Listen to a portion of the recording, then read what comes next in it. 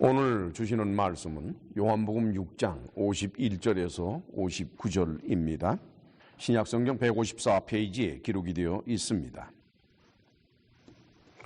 자, 이제 저하고 한 절씩 나누어 읽도록 하십니다.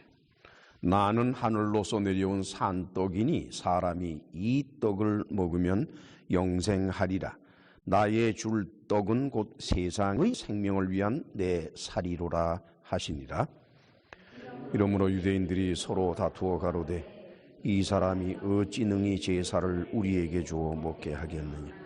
예수께서 이르시되 내가 진실로 진실로 너희에게 이르노니 인자의 살을 먹지 아니하고 인자의 피를 마시지 아니하면 너희 속에 생명이 없느니라.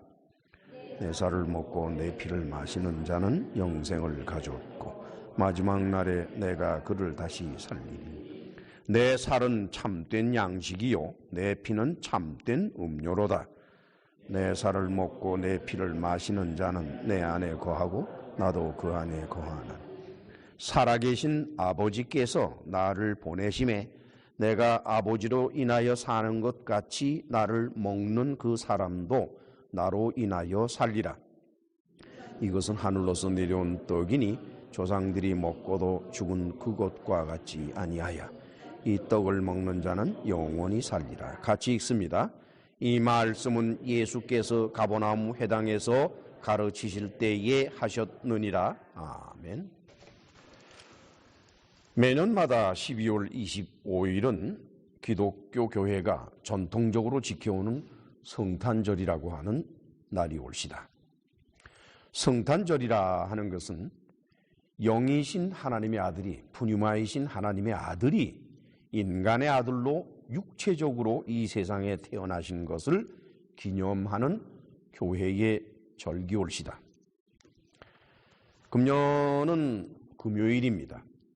따라서 한 주의 첫째 날인 오늘 주일날 성탄 기념 예배를 드리는 것이 교회의 관습이기 때문에 오늘은 예배가 성탄 기념 예배로서 드려지고 있습니다. 그러나 서부 한인교회는 지금 계속해서 요한복음을 강해하고 있습니다. 그리고 여러분들이 잘 아시지만 우리는 갈 길이 바쁜 사람들이 올시다. 그래서 교회에서 흔히 채택하는 성탄절 메시지를 오늘 전하지를 않게 했습니다. 그런데 오늘의 본문이 공교롭게도 하나님의 아들이 인간의 살과 피로 오실 수밖에 없는 신학적인 이유가 오늘 본문 말씀 속에 담겨져 있고, 그리고 교회가 목회적으로 이것을 성례전적으로 해석을 하고 지켜야 된다라고 하는 이유가 오늘 본문 말씀에 담겨져 있습니다. 그래서 우리는 지난주에 이어 요한복음 6장 51절로부터 59절을 본문으로 삼고 오늘 성탄 기념 예배의 말씀으로서 전하려고 합니다. 기독교 교회라 하면은 크게 둘로 나뉘어 있지요. 하나는 캐톨릭 교회이고 또 하나는 프로테스탄트. 캐톨릭이란 뜻은 보편적이다 하는 뜻이 캐톨릭의 뜻입니다. 프로테스탄트라 그러면은 저항한다는 뜻이에요. 그래서 우리말로는 캐톨릭은 천주교회를 말하는 것이고 프로테스탄트는 개신교회를 말하는 것입니다. 캐톨릭은 다시 몇 개로 나뉘어져요. 하나는 로만 캐톨릭, 로마 천주교회. 한국에 있는 천주교회는 로마 천주교회에 귀속되어 있는 교회들입니다. 그리고 로마 천주교회는 그 본부가 바티칸에 있죠. 로마의 바티칸시에 그 본부가 있습니다.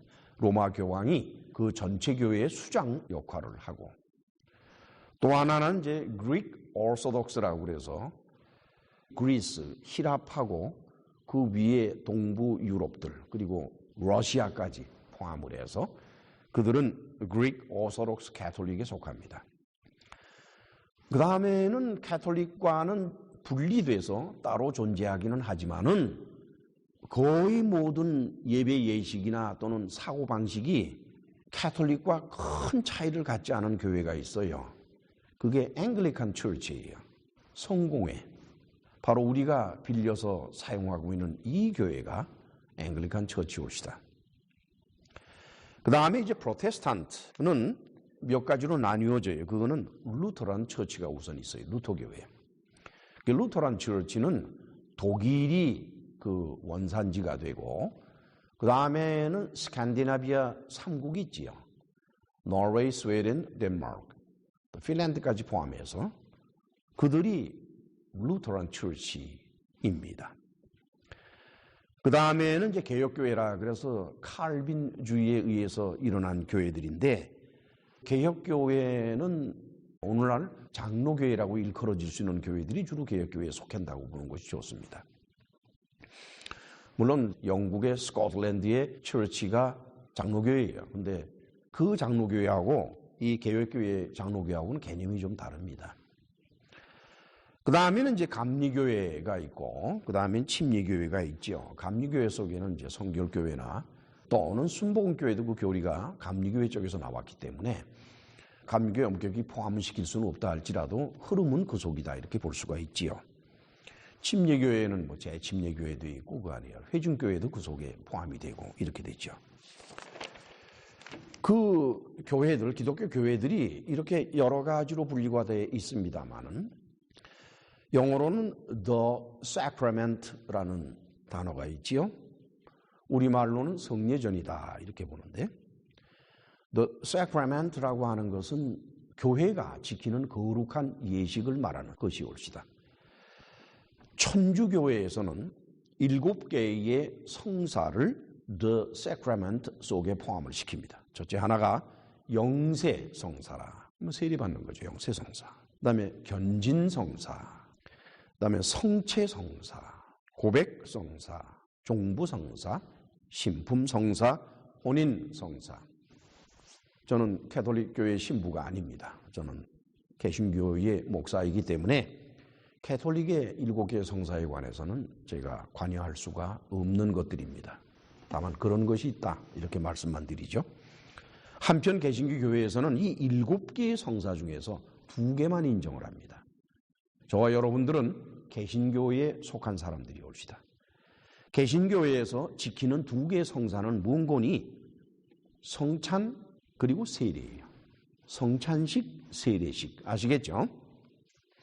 이 가운데서 오늘의 본문은 성찬의 근거와 성찬의 신학적인 의미, 그걸 담고 있어요. 보통 이제 성찬이다 그러면 이제 성만찬이라고도 말을 합니다. 성만찬이라 그러면 영어로는 Lord's Supper. 주님의 만찬. 그럼 supper니까 만찬이라고 보기는 어려워요. 그냥 저녁 식사 먹는 거예요. 그 다음에는 이제 성찬식은 또 유카리스트라고도 영어로 말을 합니다. 유카리스트. 지난주에도 말씀을 드렸습니다만은 요한복음의 6장의 47절로 51절 상반부까지와 51절 하반부로부터 시작을 해서 57절은 흐름이 달라요. 피차 간에. 그래서 이제 루돌프 몰트만은 47절에서 51절 상반부하고 51절 하반부에서 57절까지의 2개의 문맥이 서로 흐름이 다르다는 이유 때문에 앞부분은 어센틱하다 이게요. 앞부분은 예수께서 말씀하신 것을 사도 요한이 기록했다라는 어센틱, 진본을 확인할 수는 있지만은 뒤에 부분은 후대 사람이 에디터라고 그러는데 후대 사람이 삽입했다 이렇게 의견을 개진을 하더라고요. 그런데 저는 불토만이 탁월한 양식 비평을 하는 사람이고 또 신학적으로 대단한 학자이긴 하지만 흐름이 다르다는 이유 때문에 뒷부분은 편집이 됐다고 하는 볼트만의 의견에는 제가 동의를 못합니다. 저로서는 47절로 51절 상반부까지 예수님의 말씀은 영적인 의미를 갖는 것으로 보고 오늘 강해될 51절 하반부에서 57절까지는 후대에 편집된 것이 아니라 목회적인 예식에 관한 예수님의 예언적인 말씀이다. 저는 이렇게 보았습니다. 그런데 이제부터 차근차근 말씀을 살펴가면서 과연 그것이 그런지 아닌지 하는 것을 저와 여러분들은 같은 시간에 같이 생각을 하고 또한 판단을 내리게 될 겁니다. 우선 나누어준 자료를 좀 보실까요? 일컬어서 성만찬이라고 볼 수 있는 그것에 관해서 복음서에서는 각기 어떻게 그것을 기록하고 있는지 하는 것과 그 다음에는 사도 요한은 그것을 또한 어떻게 해석을 하고 기록하고 있느냐 하는 것을 살펴보는 겁니다. 먼저 마태복음 26장 26절로 28절을 같이 읽으실까요?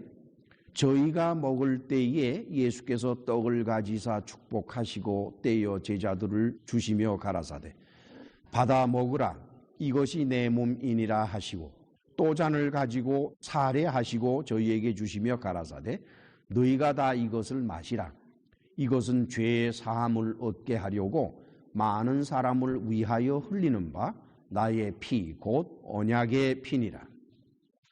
마태는 예수께서 하신 말씀에 대해서 이게 마지막 만찬인데 목요일 날 저녁에 가진 식사입니다.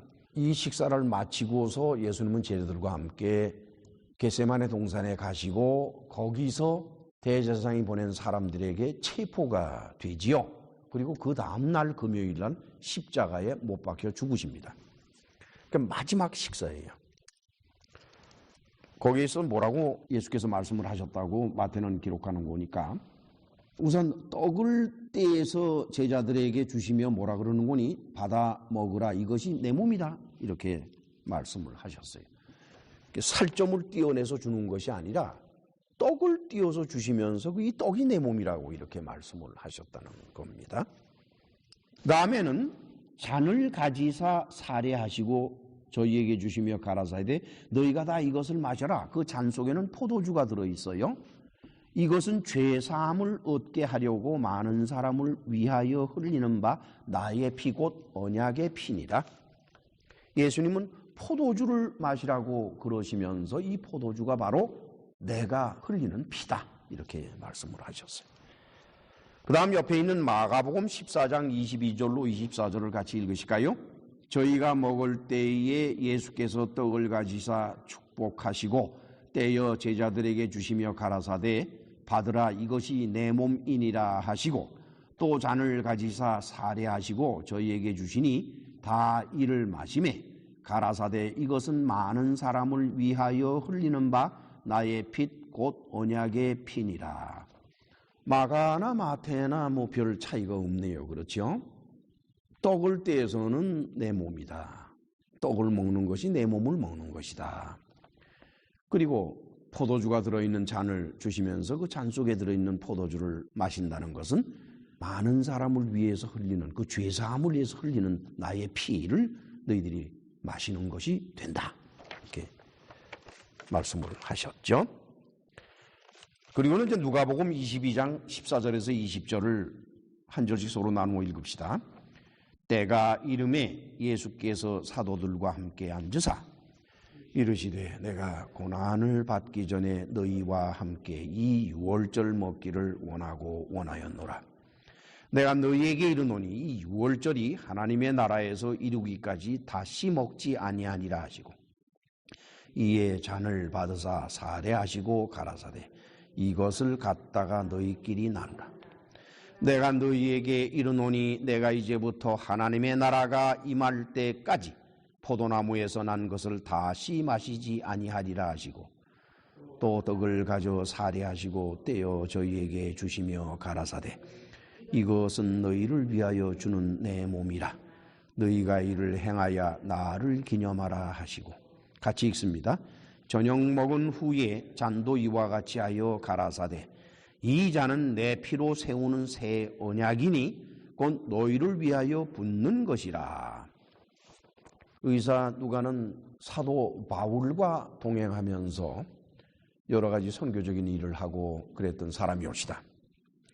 이 의사 누가는 특별한 목적을 가지고 누가복음을 기록을 했는데 누가는 어떻게 해서든지 사실적이고 자료적인 복음서를 기록하기 위해서 여러 사람과 만나서 대화를 나누고 여러 사람이 쓴 글을 읽고 그래가면서 자기 나름대로 최선을 다해서 크로놀로지컬하게 연대별로 순서, 발생 순서대로 그리고 어떻게 해서든지 사실대로 기록하려고 애를 썼습니다.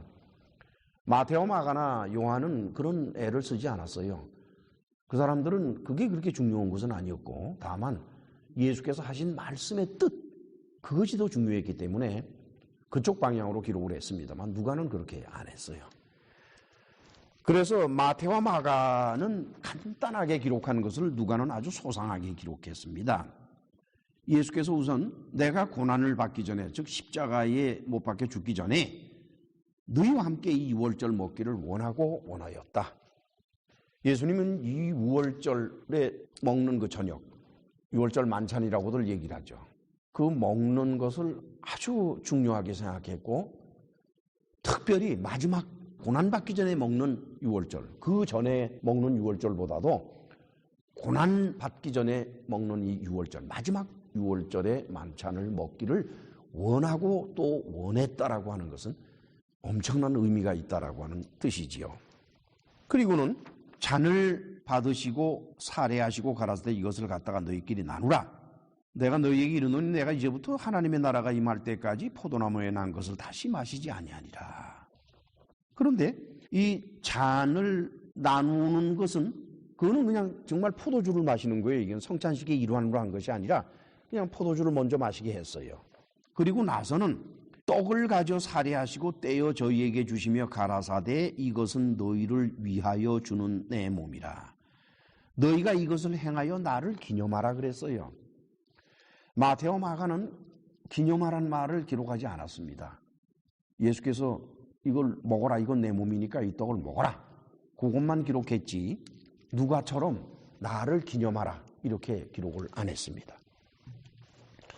그리고는 저녁 먹은 후에 잠도 이와 같이 하여 가라사대 이 잔은 내 피로 세우는 새 언약이니 곧 너희를 위하여 붓는 것이라.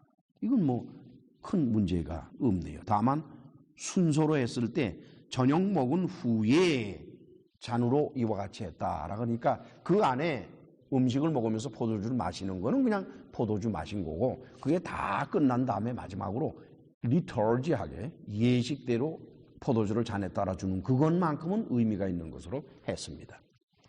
자, 이제 그 아래에 내려와서 고린도전서 11장 23절로 29절을 살펴보는데, 먼저 23절에서 26절까지를 같이 읽읍시다.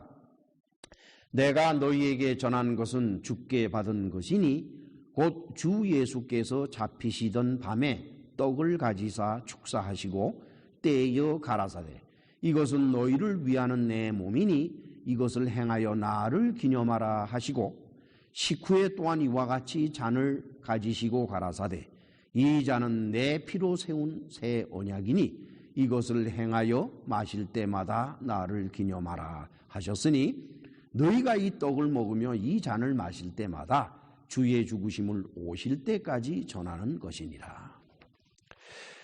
여기서 말이죠, 사도 바울은 뭐라 하는 거니까 내가 주께 받은 것이라 그랬어요. 이것은 제가 헬라어 원문을 보지는 않았습니다. 맹곤이 이제 주께 받았다고 하는 그 받은 것에 대한 격이 어떤 격이냐에 따라서 의미가 달라지기 때문에 이것은 고린도전서를 강의할 기회가 생길 때 자세히 살펴서 해석을 해볼까 합니다. 그런데 이제 오늘은 요한복음을 강의하는 거니까 고린도전서의 내용에 대해서 너무 깊이 안 들어갈 것입니다.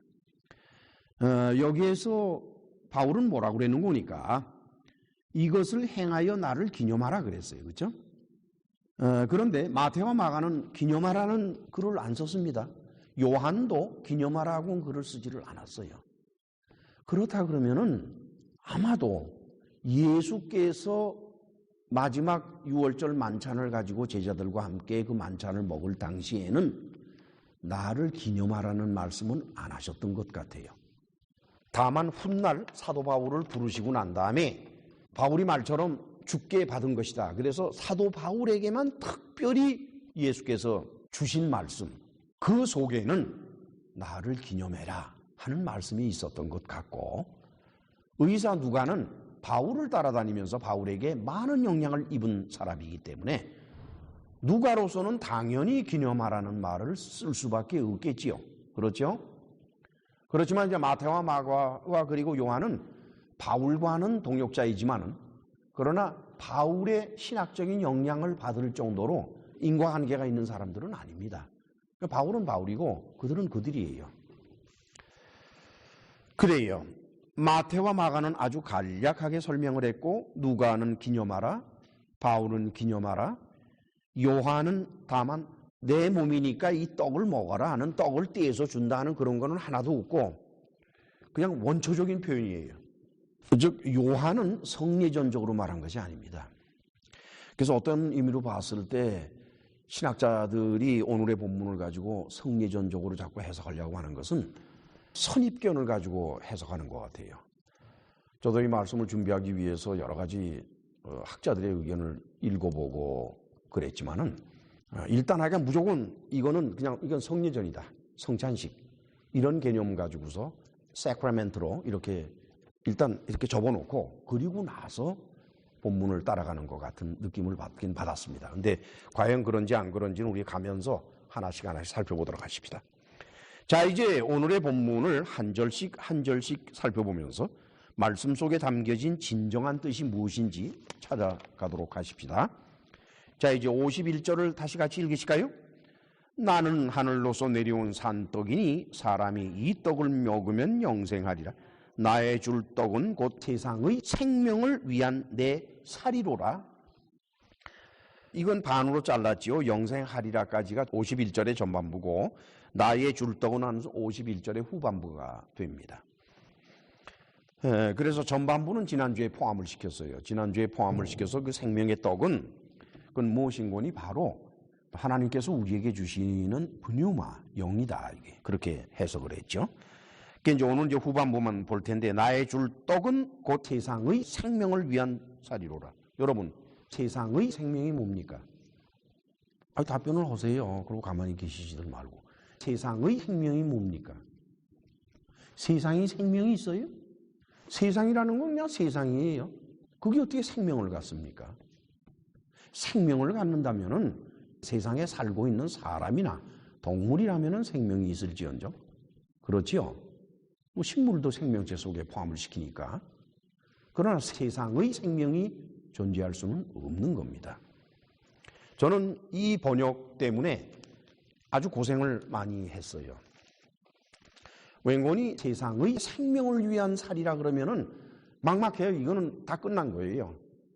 예수께서 당신의 살을 세상의 생명으로 해서 준다 그러면은 안 주시는 거나 마찬가지예요. 없는 걸 대고서 주신다? 뭐 안 주시는 거지 뭘 그래요. 그렇잖아요. 호 아르토스 데 혼 에고 노소. 호 아르토스. 아르토스는 떡이에요. 빵인데 혼 에고 노소. 그러면은 에고 내가 노소 준다 이게. 내가 준 호 what. 혼 그러면 what I give가 되는 거예요. 내가 준 떡은 그게 뭔 줄 아느냐? 해 사르크스 모우는 나예요. 나의 사르크스 살이다. 육체다. 에스틴이다. 이렇게 되는 거예요. 근데 그 다음이 아주 재밌어요. 휘페르 테스토 코스모 조에스 이렇게 됐어요. 여기서 휘페르는 for the sake of 무엇을 위해서고 테스나 토나 다 관사예요. 근데 관사 소유격이에요. 둘 다. 그 다음에 코스모는 세상이지요. 조에스 생명이지요. 코스모도 소유격이고 조에스도 소유격이에요. 만약에 영어 번역이나 또는 한글 번역에서처럼 세상의 생명 또는 life of world 이렇게 번역이 되려 하면은 이게 어떻게 바뀌어야 되는 거니까 테스 조에스 토 코스모로 바뀌어야 됩니다. 그런데 이 본문에는 말이죠. 관사가 두 개가 나란히 써 있고 그 다음에 세상과 생명이라는 게 또 나란히 이렇게 써져 있어요. 그러니까 그거를 세상의 생명이라고 번역해서는 안 된다고 하는 게 제 의견입니다. 또한 life of words라고도 번역이 돼서는 안 된다고 저는 봐요. 이것은 휘페르 토우 코스모 따로 보고 휘페르 테스 조에스를 따로 봐야 됩니다. 그래서 저는 이걸 이렇게 해석을 했습니다. 내가 줄 떡은 나의 육체인데 이것은 세상에서 생명을 가진 자들을 위한 것이다. 그러니까 세상의 생명이 아니라 세상에서 생명을 가진 자들을 위한 것이다. 죽은 사람을 위한 것도 아니요. 아니면은 뭐 우주 딴 나라에 있는 것도 아니고 예수께서 하시는 말씀은 세상 곧 이 지구에, 여기에서는 세상을 저는 특별히 뭐 또 율법 안에 통제되고 있는 유대인만으로 국한시키고 싶지는 않습니다. 그렇게 하지는 말고 이 지구에 살아가는 사람들로서 생명을 가진 사람들, 아시겠죠? 그 사람들을 위한 것이라는 거예요.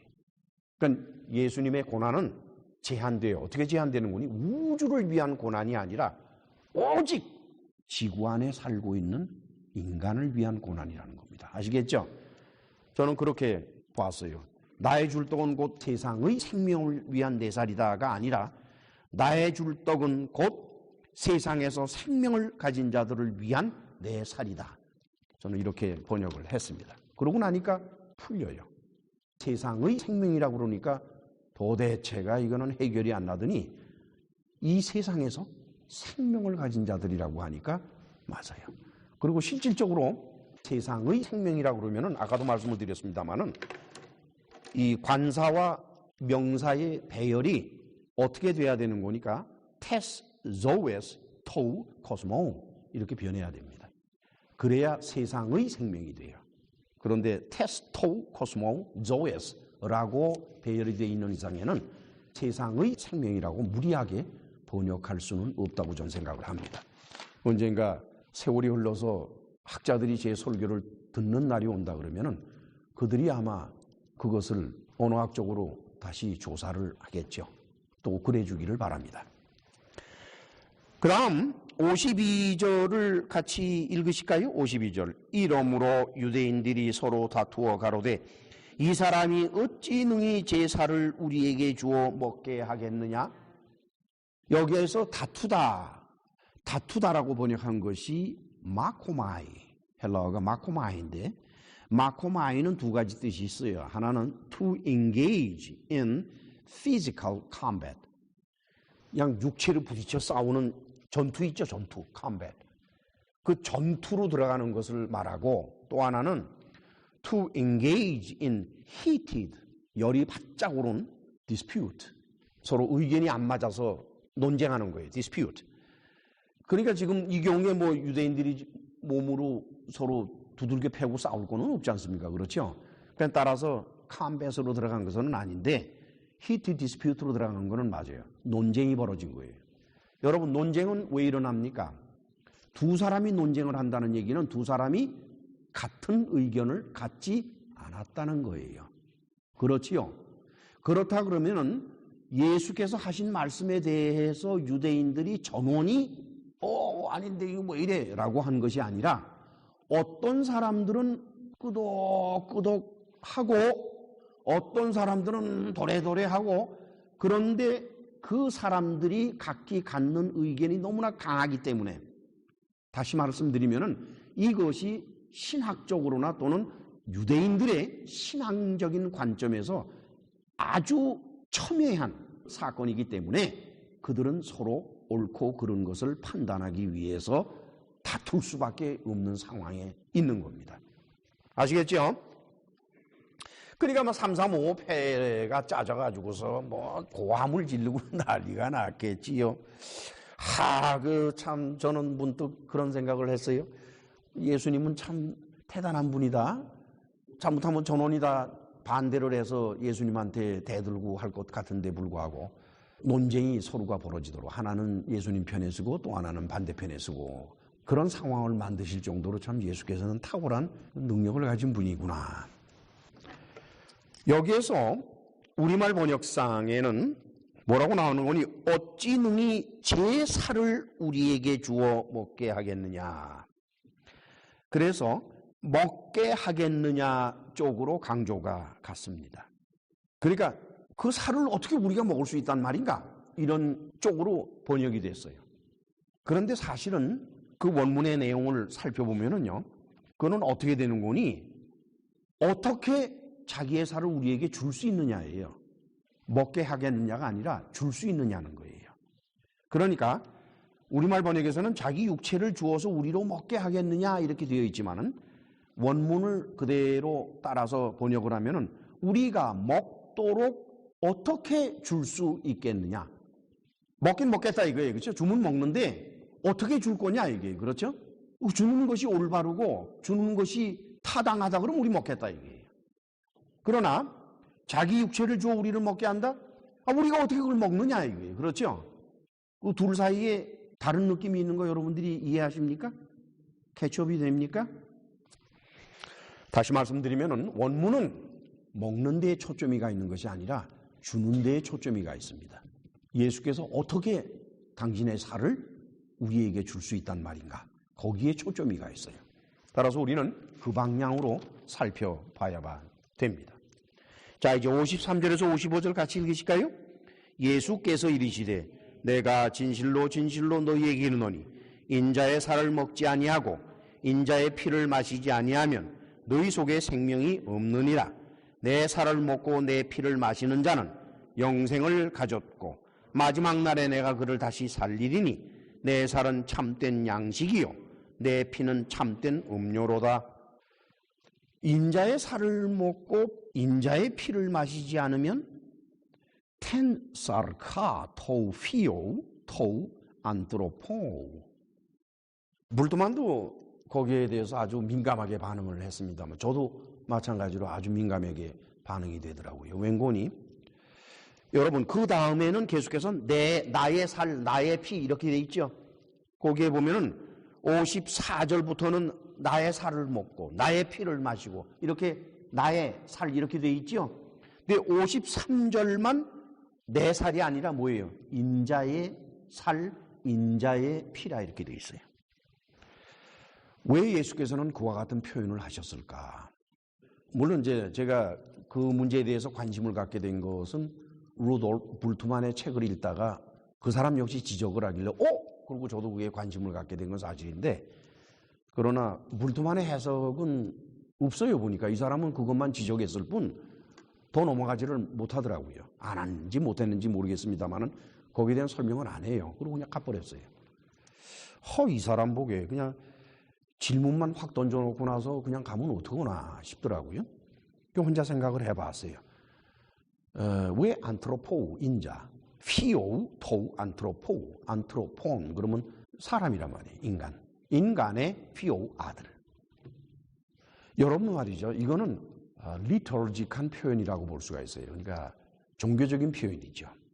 예수께서 당신 자신을 인자, 사람의 아들이라고 표현하실 때는 어떨 때 그렇게 하시는고 하니까 하나님의 아들이 이 땅에 오시는데 인간의 아들로 온다. 즉 하나님의 아들이 이 땅에 인간으로 오시는 형태를 말할 때 인자라는 단어를 쓰십니다.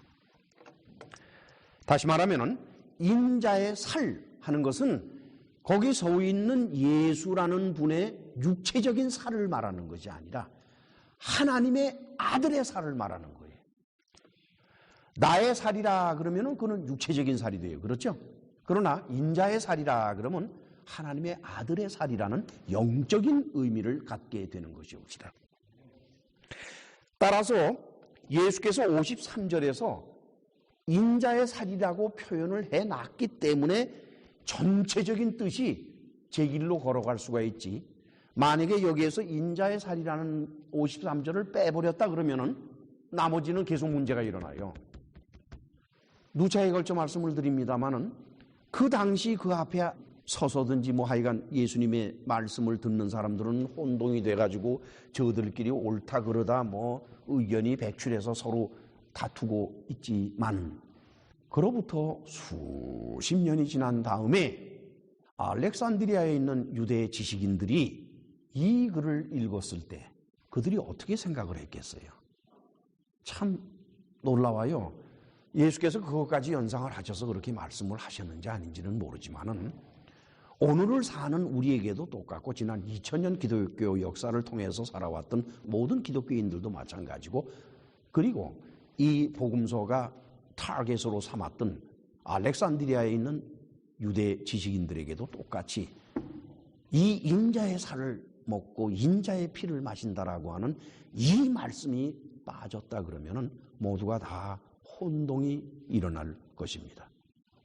나중에 이제 성례전을 설명을 드릴 때 왜 그런지가 이유가 나옵니다만, 따라서 이것을 바라본다 그러면은 종교 예식적인 표현이 되기 때문에, 리터지컬한 표현이 되기 때문에 성례전의 의미를 담고 있다라고 볼 수가 있습니다. 지금 예수께서는 종교 예식적으로 당신의 살과 피를 먹고 마시는 것을 암시하시는 것이지, 내 진짜 살과 내 진짜 피를 먹고 마시는 걸 말씀하는 게 아니에요. 아시겠죠? 이것을 누가는 아주 명확하게 해석을 해줬어요. 아까도 읽었습니다만은. 따라서 이것은 실제로 입으로 살을 먹고 씹어 먹고 피를 꿀꺽꿀꺽 마시는 그런 일이 아니라는 겁니다. 이것은 하나님의 아들이 인자로서, 사람의 아들로서 이 땅에 태어나셔서 반드시 죽어야만 됩니다. 죽어야만이 인자의 살을 먹을 수가 있고 인자의 피를 마실 수가 있는데, 죽은 다음에 그 인자의 살을 먹고 인자의 피를 마실 수 있는 사람은 누구니까 직접 뜯어먹고 마시는 것이 아니기 때문에, 아시겠죠? 그래서 이거는 믿음을 통해서 먹고 마시는 겁니다. 믿음으로, 믿음을 가지고, 아시겠죠?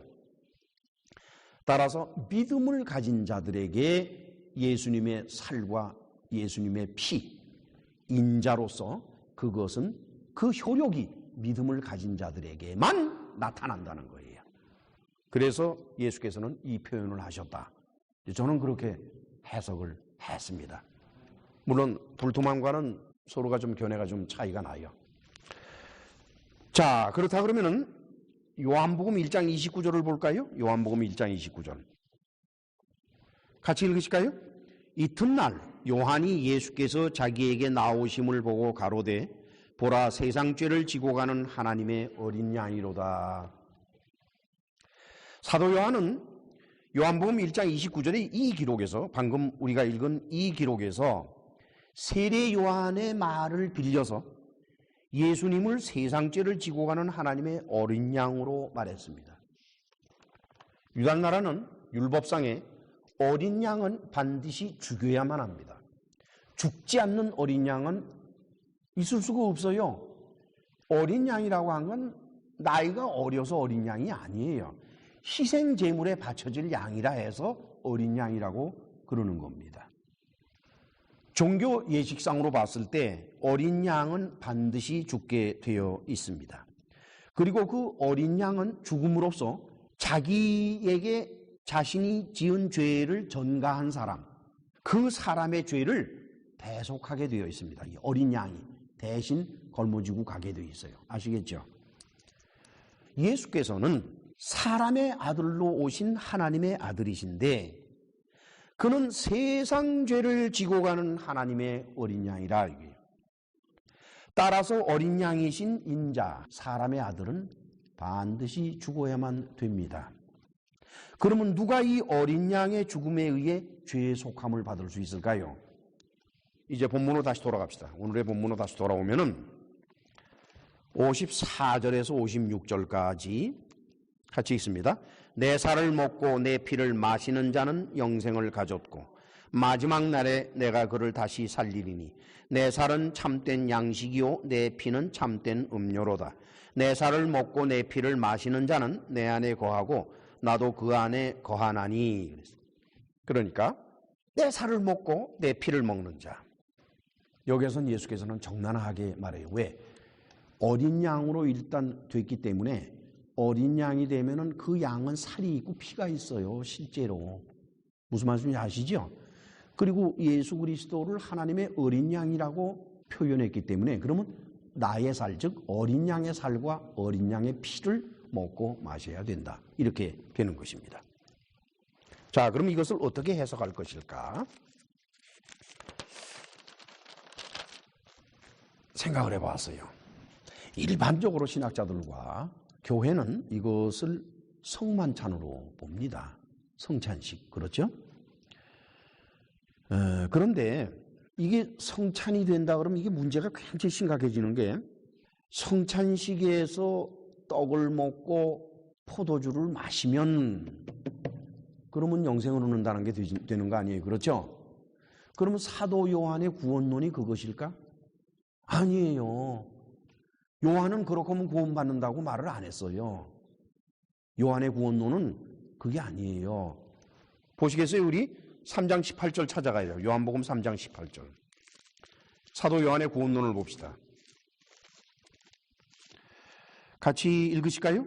저를 믿는 자는 심판을 받지 아니하는 것이요 믿지 아니하는 자는 하나님의 독생자의 이름을 믿지 아니함으로써 벌써 심판을 받은 것이요. 믿음으로 구원을 받는 겁니다. 그렇지요? 사도 요한의 구원론은 믿음이에요. 그 다음 5장 24절을 찾아가 봐요. 5장 24절 같이 읽으실까요? 내가 진실로 진실로 너희에게 이르노니 내 말을 듣고 또 나 보내신 이를 믿는 자는 영생을 얻었고 심판에 이르지 아니하느니라. 여기도 믿음이에요. 그렇죠? 그 다음에 뒤로 가서 11장 25절을 살펴보시게 됩니다. 요한복음 11장 25절 25절에서 26절을 같이 읽으실까요? 예수께서 가라사대 나는 부활이요 생명이니 나를 믿는 자는 죽어도 살겠고 무릇 살아서 나를 믿는 자는 영원히 죽지 아니하리니 이것을 네가 믿느냐? 믿음이에요. 다시 말씀드리면은 성찬식에서 우리가 성찬을 나누어 떡과 포도주를 먹고 마시는 그것은 믿음을 가진 자들에게만 해당이 되는 거지 믿음을 갖지 못한 자들에게는 먹어봤자 헛것이고 마셔봤자 헛거라는 거예요. 그래서 교회는 전통적으로 신앙 고백의 외적인 증거, 예수 그리스도에 대한 신앙 고백의 외적인 증거는 바로 세례를 받는 것입니다. 그래서 성찬식에서 세례를 받은 사람만 떡을 받아 먹고 포도주를 마시도록 이렇게 허용하고 있습니다. 아시겠죠? 물론 이제 어떤 교회들 뭐 이런 쪽에서는 그거를 가리지를 않아요. 물론 이제 그 목사님의 신학적인 확고한 주장 때문에 그렇게 하는지 아닌지는 잘 모르겠습니다만 그러나 세례받지 않은 사람에게 성찬을 나누는 것은 성경적으로도 그 뒷받침이 되지를 못합니다. 신학적으로도 문제를 일으키지만은 성경적으로도 뒷받침을 갖지 못해요. 그럼에도 불구하고 목사님들이 그렇게 한다 그러면 그건 한 가지 이유밖에 없어요. 세례받지 않은 사람들에게 소외감을 주지 않기 위해서 가뜩이나 사람 모으기 어려운데 간신히 온 사람을 그런 거 하나로 가지고서 마음 상하게 해서 또 교회 떠나게 하면 또 그렇잖아요. 그렇죠? 그러니까 그런 관점에서 목회적인 관점에서 그렇게 허용한다 하는 것이지 신학적으로나 또는 성경적인 근거에서는 그렇게 해서는 안 됩니다. 따라서 이 예식은 상징적인 것이라고 볼 수밖에 없어요. 그러니까 성찬식 그것 자체는 상징적인 의미를 갖는 것이지 거기에 떡과 포도주가 정말로 예수님의 살이 되고 피가 되는 그런 것은 있을 수가 없는 겁니다. 그렇게 해서 이제 성찬식이 우리에게는 영생을 줄 수는 없습니다. 그러나 성찬을 받는 우리의 믿음이 영생을 얻게 하는 것입니다. 우리의 믿음이 아시겠죠? 성찬식에 대한 해석은 교회가 전통적으로 세 가지를 가지고 있어요. 우선 제일 먼저 가톨릭 천주교회는 성찬식을 화채설로 알고 있어요.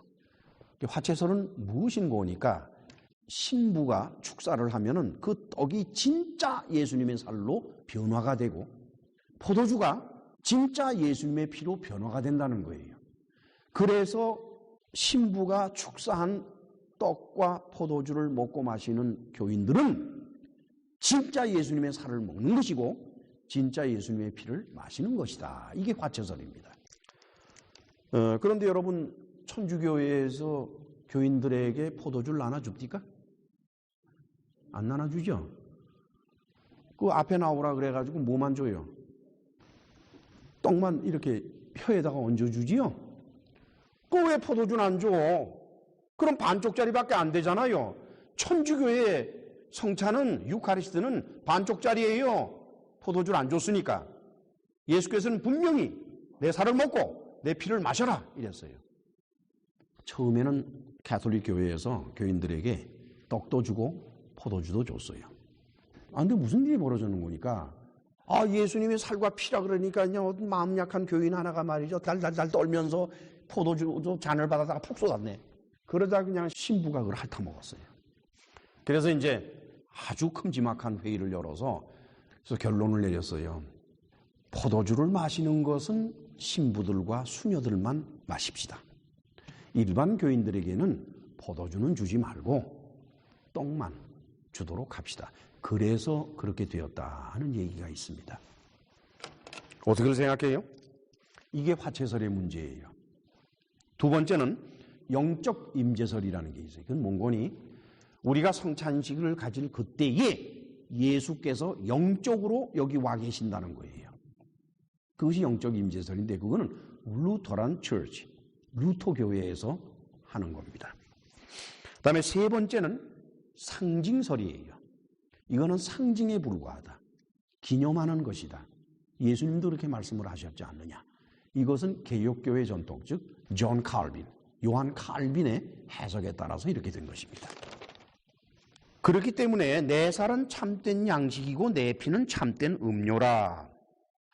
이렇게 번역된 우리 이 번역에 문제가 일어나는데 원문을 보면 이렇게 되어 있어요. 사르크스, 나의 사르크, 살, 레테스, 진실된 것, 에스틴이다. 그 다음에 브라시스는 양식이기도 하지만 eating이에요. 먹는 거. 먹는 행위를 말하는 겁니다. 그 다음에 아히마, 나의 아히마, 피는 알레테스. 그게 참되다, 진실되다, 에스틴이다. 무엇이 포시스라 그러면 음료라고 우리말로 번역을 했습니다만 마시는 걸 말해요. 그래서 이것은 내 살은 참된 양식이요 내 피는 참된 음료라고 번역이 되기보다는 저는 이렇게 번역을 했으면 좋겠습니다. 나의 살은 먹음으로 참되게 되고 나의 피는 마심으로 참되게 된다. 살과 피 자체가 참되다는 것이 아니라 먹을 때 비로소 참되고 마실 때 비로소 참되게 된다.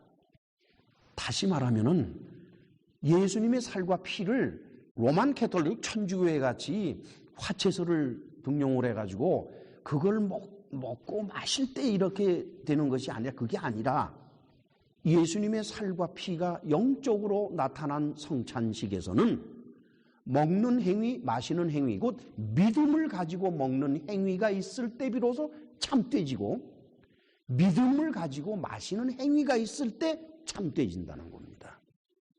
그런 사람들이야 비로소 영생을 가진 사람들이고 그런 사람들은 마지막 날에 내가 일으킬 것이다. 그 얘기입니다. 이해가 가십니까? 네, 고맙습니다. 자, 이제 마지막으로 오늘의 본문에 56절로 58절을 같이 읽으실까요? 내 살을 먹고 내 피를 마시는 자는 내 안에 거하고 나도 그 안에 거하나니 살아계신 아버지께서 나를 보내심에 내가 아버지로 인하여 사는 것 같이 나를 먹는 그 사람도 나로 인하여 살리라. 이것은 하늘로서 내려온 떡이니 조상들이 먹고도 죽은 그것과 같지 아니하여 이 떡을 먹는 자는 영원히 살리라. 에모이 내 안에 메노 거한다. 우리말로 거한다 그랬는데 이 뜻은 이 메노의 뜻은 거한다, 산다라는 것보다 떠나지 않는다는 겁니다. remain 한다는 거예요. stay 한다는 거예요. 아시겠죠? 사는 거하고 stay 하는 거하고는 좀 개념이 달라요. 떠나지를 않는 거예요. 카고 앤 아우토 나는 그의 안에 이 NMOE 내 안에 또 너희 안에 하나님 안에 이렇게 안에라는 표현을 쓴 것은 신약 성경을 기록한 사람들 가운데 딱 두 사람만 그런 표현을 합니다. 한 사람이 바로 사도 요한이에요. 또 한 사람은 사도 바울입니다. 이것은 사도 바울이 갈라디아서 2장 20절에서 아주 잘 설명하고 있어요. 다 같이 갈라디아서 2장 20절 304페이지를 찾아갑니다. 2장 20절을 같이 읽으실까요? 내가 그리스도와 함께 십자가에 못 박혔나니 그런즉 이제는 내가 산 것이 아니요 오직 내 안에 그리스도께서 사신 것이라. 이제 내가 육체 가운데 사는 것은 나를 사랑하사 나를 위하여 자기 몸을 버리신 하나님의 아들을 믿는 믿음 안에서 사는 것이라. 사도 바울은 그래요. 우리 안에 예수께서 사시는 게 뭔 줄 압니까? 믿음 안에 사는 것입니다. 믿음 안에 살고 있는 그것이 바로 하나님의 아들이 우리 안에서 사시는 거다. 이렇게 바울은 해석을 하고 있습니다. 나로 인하여 산다, 아버지로 인하여 산다. 제세이 디에메 조디아톤 파테라. 똑같은 대치법을 써서 이렇게 표현을 하고 있어요. 그거는 우리가 요한복음 15장 1절로 5절을 읽게 되면은 그 뜻이 무엇인지를 알게 됩니다. 자, 우리 다시 찾아갑니다. 요한복음 15장 1절로 5절 174페이지. 이것이 바로 오늘 본문의 57절에 내가 아버지로 인하여 사는 것 같이 나를 먹는 그 사람도 나를 인하여 산다라고 하는 그 말씀에 대한 해석입니다. 1절로 5절을 같이 읽으실까요? 내가 참 포도나무요 내 아버지는 그 농부라. 무릇 내게 있어 과실을 맺지 아니하는 가지는 아버지께서 이를 제해 버리시고 무릇 과실을 맺는 가지는 더 과실을 맺게 하려 하여 이를 깨끗게 하시느니라. 너희는 내가 일러준 말로 이미 깨끗하였으니 내 안에 거하라. 나도 너희 안에 거하리라. 가지가 포도나무에 붙어 있지 아니하면 절로 과실을 맺을 수 없음 같이 너희도 내 안에 있지 아니하면 그러하리라. 여기까지만 하십시다. 우리가 이제 요한복음 15장을 강의할 때 그때 이제 자세히 살펴보도록 하고, 오직 믿음으로. 그렇죠? 그러면 우리가 예수 안에 있다는 건 뭘 말할까요? 주님 가시는 곳엔 계속 가야 돼요. 우리가 따라가야 돼요. 안에 있으니까. 그렇지요? 뭐 내가 가기 좋은 데만 가고 뚝 봐서 싫으면 안 가고 그거야 밖에 있을 때 얘기지요. 그래서 일컬어서 주님과 동행한다는 말이 있지요. 그거 틀린 말이에요. 그게 주님과 동행하는 게 아닙니다. 주님 안에 들어가서 가는 거지. 동행한다 그러면은요, 유리하면 따라가고 불리하면 안 따라가면 돼요. 요즘 기독교인들 다 그렇지. 그래요, 안 그래요? 그러니까 그게 틀린 겁니다. 주님 안에 있으면은 주님이 가는 곳이라면 불구덩이로 뛰어들어가야 되고 가시밭길도 함께 들어가야 돼요. 아시겠죠? 그 다음에는 주님 계신 곳에. 아시겠죠? 오늘 제 예배 중에 우리는 성탄을 기념하는 성찬식을 갖게 됩니다. 이 설교가 끝난 다음에. 여러분들이 성찬식에 같이 참여해서 떡과 포도주를 나눌 때 오늘의 말씀을 되새기면서 오직 믿음으로 떡과 포도주를 먹고 마시는 것이 무엇인지를 여러분들께서 실제로 체험하시기를 바랍니다. 기도하십시다. 전능하시고 사랑이 풍성하신 하나님 아버지, 이렇게 해서 성찬식의 올바른 의미를 우리는 말씀을 통해서 살펴봤습니다. 예수 그리스도께서 이 말씀을 전하실 때 어떤 의도하에서 전하셨든지 간에 우리가 목회적으로 해석을 하고 오늘날 교회에서 예배를 통해서 이루어지는 성찬식, 그것을 바라볼 때에 우리는 주님께서 하신 말씀의 참다운 의미가 무엇인지를 오늘 알게 되었습니다. 이후로는 성찬식에 참여할 때마다 항상 이런 마음을 가지고 오직 믿음으로 성찬식에 참여할 수 있도록 주께서 은혜를 베풀어 주옵소서. 예수님의 이름으로 기도하옵나이다. 아멘.